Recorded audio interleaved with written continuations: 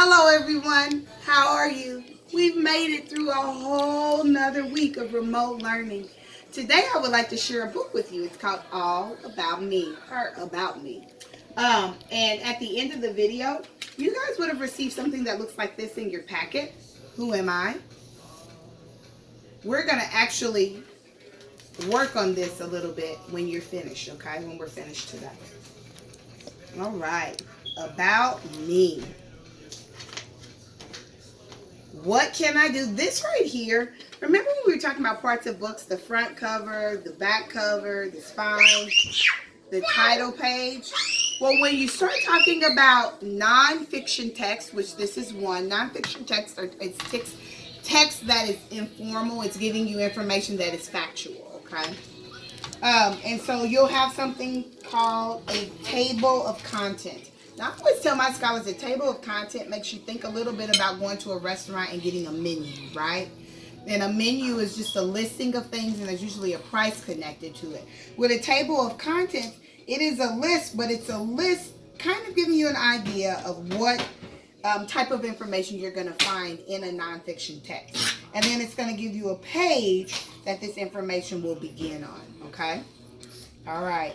So for this book, when we look at the table of content, there's going to be a chapter that's what can I do? That starts on page 4. What do I need to grow? Page 10. And how will I change? Page 16. Also, usually in a nonfiction text, if you go to the back of the book, there's something back there called a glossary. And a glossary is similar to a dictionary. It's giving you some of the terms from the book and the definitions, telling you what these words mean. Okay, so some of the words they're giving you in this glossary is change, to look different, grow, to get bigger, living, something alive that grows and changes, need, something that you must have, senses, looking, listening, touching, smelling, tasting. We talked about those last week. And shelter, a place where we live and may be safe. Another word for shelter would be habitat. Okay? All right, here we go. What can I do? I can use my senses to learn about the world. I can use my eyes to look. I can use my ears to listen or hear. I can use my hand to touch. These senses is how we explore the world around us, right? That's how we learn. I can use my nose to smell, and I can use my tongue to taste. Some things you may not be able to taste, but you can look at it, you can listen to it, you may be able to touch it. And our senses we work with depending on what the object is and what we're trying to gather from it, okay? I like to call them our observation tools. That's how we really dive deeply into something that we are observing, is with our 5 senses. I can use my arms and legs. I can jump and run. I can take care of myself. So she's brushing her teeth and then she's going to the dentist. I can take care of the earth.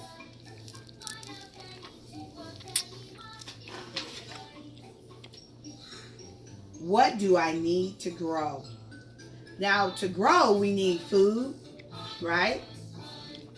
What else do you think we need? Well, to live, we definitely need air, right? And water. Let's see what they say. I need good food to eat. Oh, look at all these yummy things. That's a balanced diet.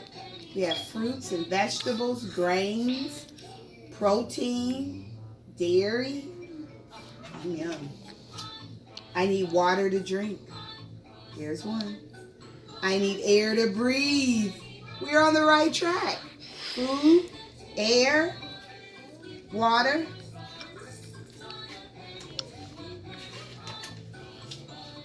I need a good night's sleep. Rest really helps our body to recuperate after a long day of work. It helps our brain have time to seal in all the things that we observe and learn. You have to have rest. I need shelter. I need a place to live.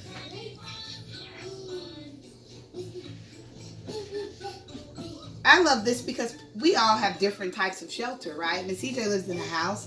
There are people that live in hotels and apartments. There are people that are super fancy and get to live in, I already said it, hotels. There's people that get to live in things called condominiums. Those big buildings, yeah. How will I change? There's his head, his arms, his hands, his leg, and his foot. I am a person. How will he change? That's right. He's going to grow, isn't he? People are living things. Did you know that? That we're living things? We need air, food, water. We also need sun. But there are living things that are not people, like plants, animals. I will get bigger. I will grow and change.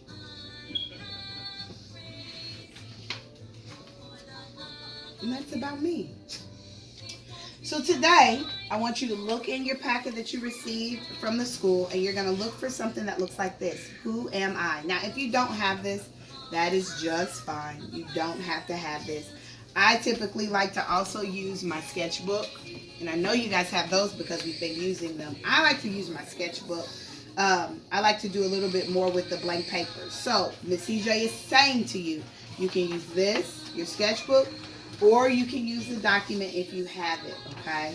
You're going to draw me a self-portrait. A self-portrait is a portrait or a picture of, that's right, yourself, all right? And in your picture, I also want you to give me some ideas about who you are.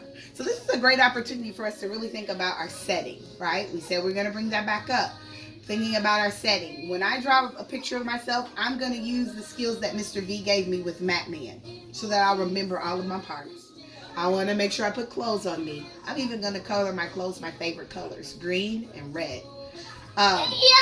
Just to give you more information.